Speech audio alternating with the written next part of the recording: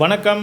நான் உங்கள் ஜோதிடன் எஸ்வி வெற்றிமுகன் பேசுகிறேன். நம்ம இந்த காணொளி பதிவில் மெகாஸ்டார் சிரஞ்சீவி அவர்களுடைய ஜாதகத்தை கிரக மண்டல அடிப்படையில் ஆராய்வோம். மெகாஸ்டார் சிரஞ்சீவி இவர் பிறந்திருக்கிறது 22/8/1955 காலையில் 10:15 AM நரசப்பூரில் பிறந்திருக்காரு, ஆந்திர பிரதேஷில்.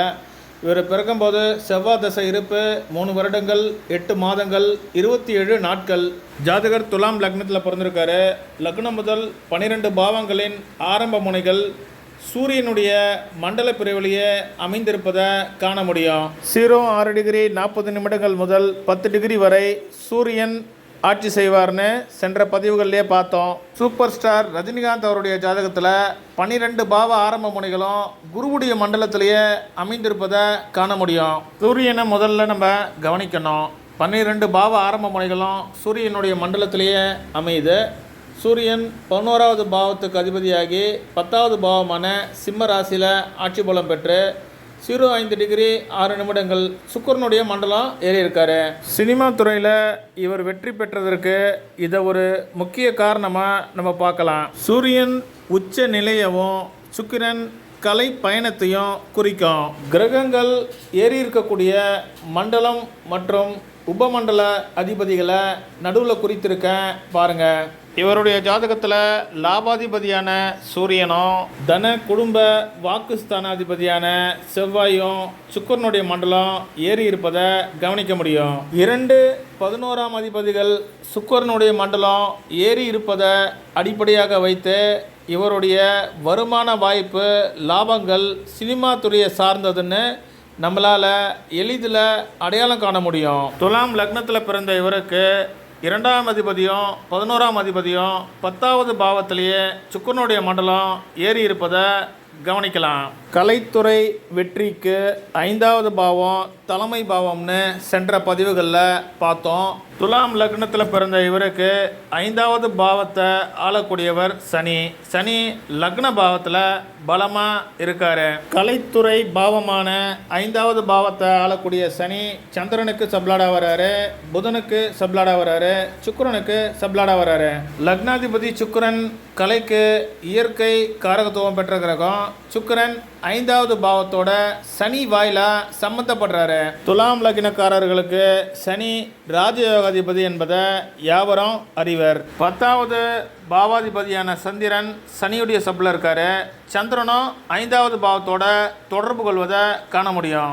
இனி கிரக மண்டல குறிகாட்டிகளை ஆராய்வோம். இவருடைய கிரக குறிகாட்டிகள் அட்டவணையில் லக்னாதிபதியான சுக்கிரன் லக்ன பாவத்தோடையும் 3வது பாவத்தோடையும் 5வது பாவத்தோடையும் 6வது பாவத்தோடையும் 10வது பாவத்தோடையும் பலமாக தொடர்பு கொள்வதை பார்க்க முடியும். 5வது பாவாதிபதியான சனி 1 3 4 5 6 10 ஆகிய பாவங்களோட பலமாக தொடர்பு கொள்கிறாரு. 3ஆம் இடத்திற்கும் 6ஆம் இடத்துக்கும் அதிபதியான குரு 3 6 10 ஆகிய பாவங்களை பலமாக தொடர்பு கொள்கிறாரு.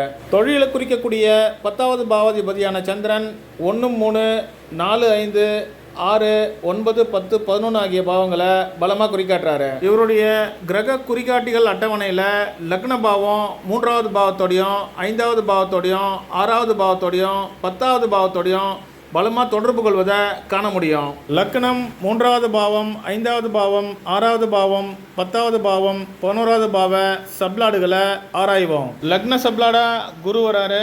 குரு 3 6க்கு அதிபதியாகி 10வது பாவத்தில் இருக்காரு.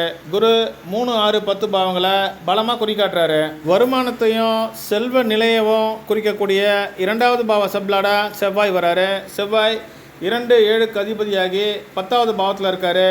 செவ்வாய் 7 10 ஆகிய பாவங்களை மண்டல வாயிலாகவும் 8வது பாவத்தை சப்ளாடு வாயிலாகவும் குறிக்காட்டுறாரு. கலைத்துறை வெற்றிக்கு அதிமுக்கிய பாவமான 3வது பாவ சப்ளாடா சூரியன் வராரு. சூரியன் 3 6 10 ஆகிய பாவங்களை பலமாக குறிக்காட்டுறாரு.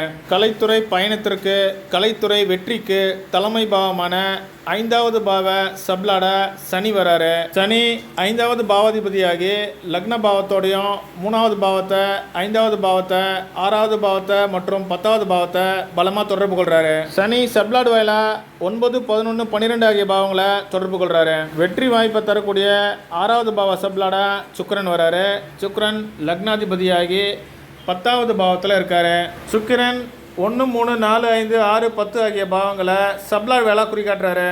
தொழிலை சொல்லக்கூடிய 10வது பாவ சப்ளாடா சந்திரன் வராரு.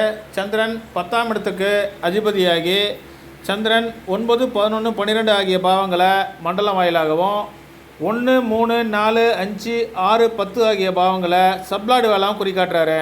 இவருடைய ஜாதகத்தில் நவகிரகங்களும் 10வது பாவத்தோட தொடர்பு கொள்வதை காண முடியும்.